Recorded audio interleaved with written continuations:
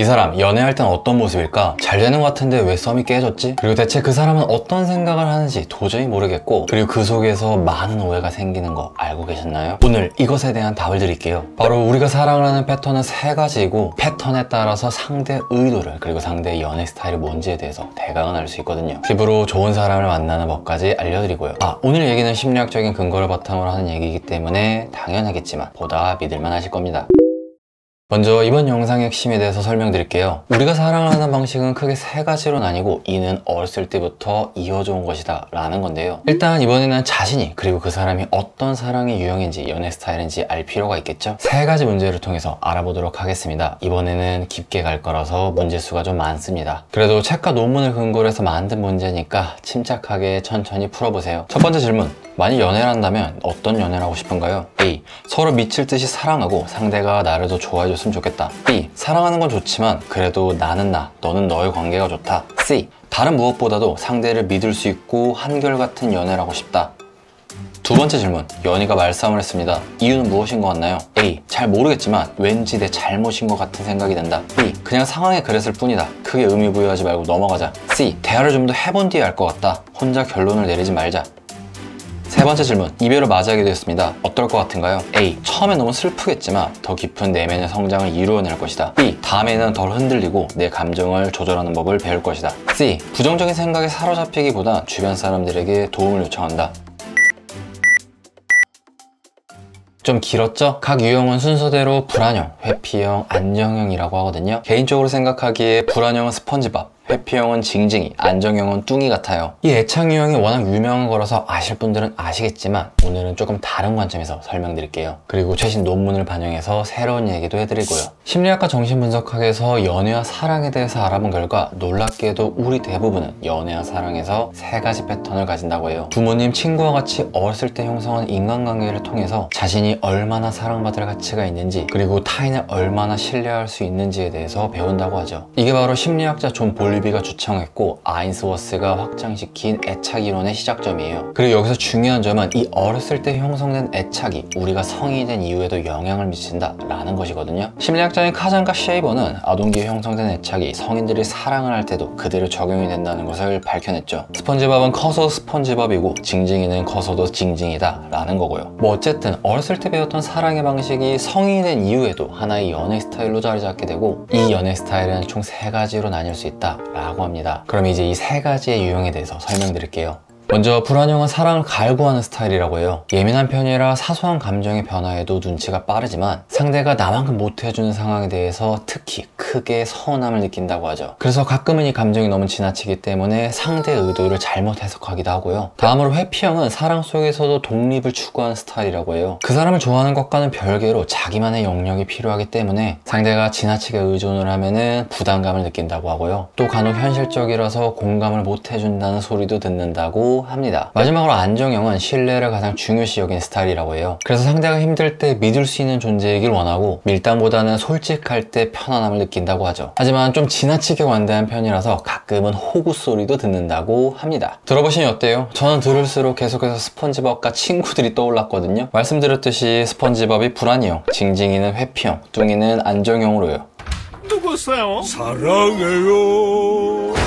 그리고 이와 관련된 영상을 이미 보신 분들은 이렇게 생각할 수 있는데요. 불안형과 회피형이 문제인 거 아니야? 라고 생각을 하거나, 저는 회피형이라서 상대에게 상처를 주는 것을 아무렇지도 않게 해요 라고 가끔 말하는데요. 하지만 그거는 회피형이라서 상대에게 상처를 주는 게 아니라 그냥 인성이 터져서 그런.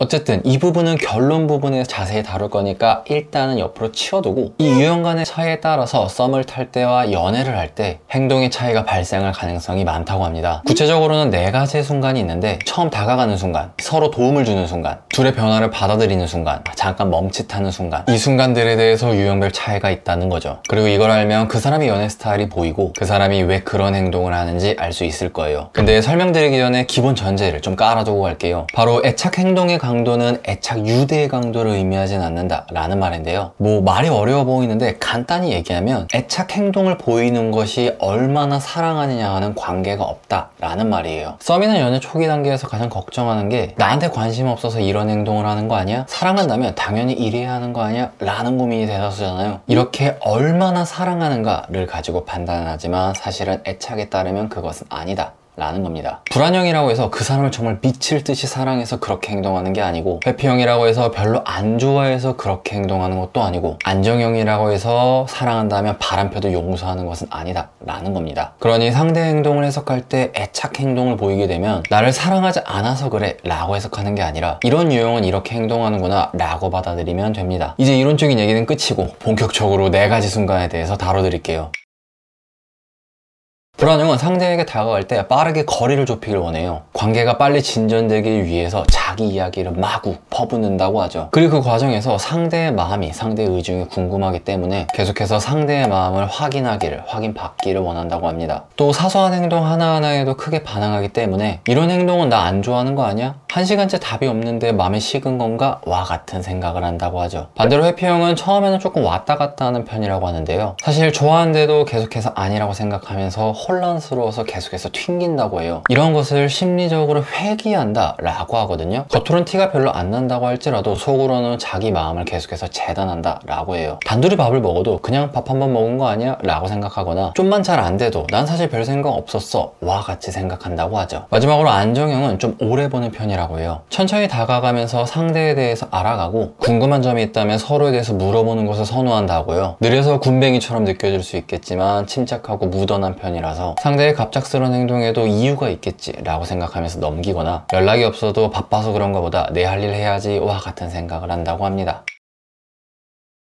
불안형은 도움을 주는 순간에 폭발을 해버린다고 합니다. 내가 도움이 되어야만 해 라고 하면서 엄청난 몰입을 하고요. 또 생각도 깊은 편이라서 사소한 부분도 굉장히 잘 캐치하긴 하는데 가끔은 좀 심해서 상대가 부담감을 느낀다고 합니다. 그래서 처음에는 분명히 도와주는 그림이었는데 나중에 끝날 때는 달래주는 느낌으로 끝나는 경우도 많다고 하고요. 회피형은 정말로 도움만 주려고 하는 경향이 있다고 해요. 현실적으로 도움이 되는 것 자체에는 신경을 많이 쓰는데 자신이 도와주는 것에 대해서 감정적으로 표현 자체는 안 한다고 해요. 오히려 도와주는 그 순간들에 대해서도 좀 오버했나? 와 같은 생각들을 하고 도와주면서 거리는 더 두는 경향이 있다고 합니다. 그래서 도와줄 거 다 도와줘 놓고 상대는 서운함을 느끼게 해서 죽 써서 개 주는 경우도 많다고 하고요. 안정형은 상대를 심리적으로 지지해 주는 것을 우선이라고 해요. 도와주는 것도 도와주는 건데 상대의 말에 일단 들어주고 경청해 준 다음에 필요한 도움에 대해서 적절하게 제공한다고 해요. 또한 상대방 요구가 있다면 기꺼이 들어주려고 하는 경향도 있고요. 말 그대로 도움이 되는 순간에 안정적으로 도움이 된다고 해요. 불안형은 관계의 변화를 증명의 순간으로 여긴다고 해요. 이번 연애는 꼭 성공할 거야 와 같은 마음으로 임한다고 하죠. 왜냐하면 불안형은 이전 연애를 통해서 특히 잘 성장하는 유형이기 때문에 그렇다고 합니다. 그래서 과거를 통해서 스스로를 바꾸려는 경향이 굉장히 강하고요. 하지만 그 과정에서 상대의 지지를 조금 많이 필요로 하기 때문에 사랑에 관해서 모범생이긴 한데 조금은 손이 많이 가는 스타일이라고 해요. 그리고 회피형은 관계의 변화를 느낄 때 생각이 깊어진다고 해요. 너무 갑작스러운가? 혹시 후회하진 않을까? 라는 마음이 앞서기도 하고요. 속으로는 굉장히 생각이 많아도 겉으로는 티를 안 낸다고 해요. 왜냐하면 상대의 감정을 공유하는 것이 서투르기도 하고 감정적인 변화 자체에 어색함을 좀 많이 느껴서 그렇다고 해요. 아이러니한 점은 오히려 그렇기 때문에 순간적인 감정으로 썸을 타거나 그러진 않는다고 합니다. 안정형은 변화의 순간에 두 사람의 관계에 대해서 생각해 본다고 해요. 어떻게 하면 서로 도움이 되고 발전할 수 있는 관계에 대해 생각하고 더 성숙해지고 서로에게 성장의 기회로 삼으려고 한다고 합니다. 가장 중요한 신뢰 문제에 대해서도 많이 생각을 하고요. 근데 가끔은 진짜 사랑한다면 이라는 늪에 빠지기도 한다고 해요. 제 지인 3명에게 물어본 바로는요.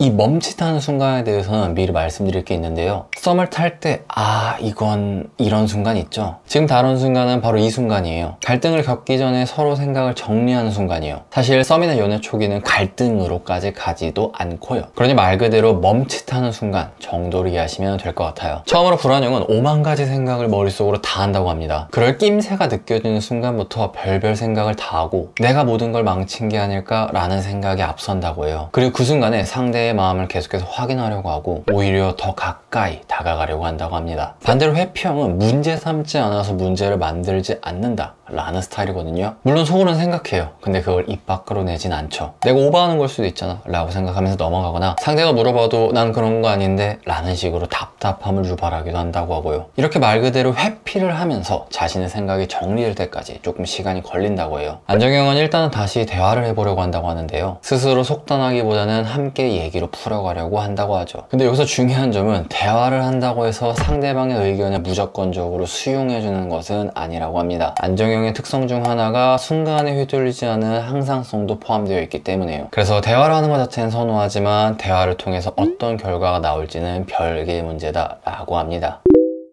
네, 결론입니다. 그러면 근본적인 질문, 이 유형의 차이가 생기게 된 이유는 무엇일까? 그리고 불안형과 회피형은 바뀌어야 할까? 라는 건데요, 아니요, 그건 아니고 꼭 그럴 필요도 없어요. 불안형이나 회피형이 문제가 되는 유형이다 라고 말하기에는 너무나 많은 사람들이 불안형과 회피형이거든요. 연구에 따라 조금씩 다르긴 한데 일반적으로 안정형은 56%, 회피형은 25%, 불안형은 19%라고 해요. 불안형과 회피형을 합치면 44%거든요 좀 많죠? 거의 절반에 해당하고요. 그럼 생각해보세요. 그 많은 사람들이 문제가 있는 유형이라고 말할 수 있을까요? 100명 중에 44명을 비정상이다 라고 보는 건 좀 이상하잖아요. 우리가 생각하는 것보다 우리 주위에는 그러한 사랑의 유형들이 생각보다 많다라는 거죠. 아까 비유로 설명드렸던 스펀지밥과 징징이를 보면서 아, 얘는 좀 문제가 있는 애들이다 라고 생각하나요? 사실 그렇게 생각하는 것보다는 부족한 모습조차도 웃기고 재밌는 캐릭터로서 우리는 이해하잖아요. 그러니까 그 캐릭터들이 인기가 많은 거고요. 애착도 사실은 그런 느낌으로 볼 수도 있다라는 거죠. 그리고 최근에는 이 애착 유형에 대해서 새로운 관점을 제시하고 있거든요. 많은 유형에서 애착 유형은 선천적이고 유전적인 영향이 있다라는 것을 밝혀내고 있어요. 한 연구에 따르면 애착은 유전적인 요인과 관련이 있는데, 유전적 기여도를 고려해봤을 때 불안형은 44%, 회피형은 39%에 관련이 있고, 또 부모님과의 경험보다는 자기 자신의 고유한 경험이 애착에 더 많이 영향을 준다고 해요. 그리고 또 다른 연구에 의하면 애착은 뇌 구조적인 차이 때문에 발생하기도 한다라고 하거든요. 불안형은 편도체가 과활성화되기 때문에 예민한 거고, 회피형은 감정을 억제하는 신경회로가 더 잘 활성화되고, 안정형은 전두엽이 활발하기 때문에 정서 조절을 잘하는 편이다 라고 합니다. 즉 부모님보다는 내 존재 자체가 애착을 결정지을 수 있고, 내 마음의 문제라기보다는 뇌 구조적인 문제일 수도 있다 라는 거죠. 또 불안형과 회피형이라고 해서 항상 문제가 있는 유형은 아니에요. 한 연구에서 불안형은 이별을 통해서 더 성숙해질 수 있다고 해요. 불안형이 이별 후에 큰 정서적인 고통을 겪는 것은 사실이지만 그 이별을 통해서 개인적인 성장을 이루는 것도 불안형의 특성 중에 하나라고 합니다. 아까 문제를 풀었던 3번에 대한 얘기고요. 또 한 연구에서는 회피형은 감정적인 위기 상황에 잘 흔들리지 않는다고 해요. 상처받거나 거절을 당하는 순간에 자기 자신을 지키는 법을 안다고 하고요. 장기적으로는 정서적으로 안정되는 성향도 있다고 합니다. 즉 불안형은 과거를 통해서 더 많이 배우고, 회피형은 멀리 봤을 때 안정적이다 라는 거죠. 그리고 많은 연구들의 내용을 정리하면 다음과 같아요. 애착이라는 것은 어린 시절부터 형성되는 것이다. 하지만 그것은 부모의 탓도 아니고 내 마음의 문제도 아니고 그냥 그런 것일 뿐이다 라는 거죠. 상황에 따라서는 오히려 도움이 될 수도 있다고 하고요. 결국 오늘 영상을 통해서 하고 싶은 말은 사실 이거였습니다. 자신이 불안형이라서 회피형이라서 걱정하는 사람들이 있다면요, 그렇게까지 걱정할 문제는 아니고 바뀌기 위해서 노력까지 기울일 필요는 없다 라는 겁니다. 이 애착이라는 것은 결국 사랑하는 방식의 차이고, 단지 어렸을 때 내가 상처받지 않기 위해서 했던 나만의 방법일 뿐이고, 그 당시에는 나를 지켜주는 보호수단이었을 거예요. 또 사랑받고 싶은 거는 누구나 다 가지고 있는 우리의 기본적인 욕구이기 때문에 이 사랑의 방식인 애착을 부정하게 되면 내가 사랑하는 방식 자체를 부정할 수도 있어요. 그러니 자신의 애착을 부정할 필요는 없어요. 최근에 많은 연구들에서 그런 것들을 말해주고 있고요. 갈등 상황에 내 애착이 무엇인지, 그 사람의 애착이 무엇인지만 잘 이해한다면 그렇게 큰 문제가 되진 않을 거예요. 좋은 사람을 만나서 행복한 사랑을 할 수 있을 거예요. 네, 7개의 논문을 통해서 알아본 이야기는 여기까지입니다. 사실 이 애착은 정확히 제가 1년 전에 다뤘던 주제이거든요. 근데 그때는 제가 좀 미숙해서 남들 하는 대로 따라하자 라고 해서 사실 제 생각을 담지는 못하고 그냥 따라하기만 했어요. 그랬더니 상대 애착에 대해서 부정적인 댓글이 되게 많이 달리더라고요. 그래서 접었습니다. 부정적인 에너지가 모이는 게 제가 생각한 채널 방향성과는 다르다고 생각하기 때문이고요. 근데 이제는 준비가 된 것 같아서 다시 가져왔습니다. 그리고 말씀드렸듯이 제 채널은 부정적인 것보다는 조금 긍정적인 것들에 집중을 해보려고 해요. 그러니 다른 유형에 대해서 무조건적으로 비난하는 댓글은 삼가해 주셨으면 좋겠고요. 대신 자신의 애착 유형에 대해서 느끼는 바나 말하고 싶은 게 있다면 기꺼이 남겨주면 감사하겠습니다. 저도 이론적인 얘기가 아니라 실제적으로 조금 배우고 싶은 게 있어서요. 또 아니면 그냥 이 애착에 대해서 궁금한 게 있다면 댓글로 달아주시면 감사하겠습니다. 다음 영상을 만들 때 참고할게요. 이상입니다. 끝!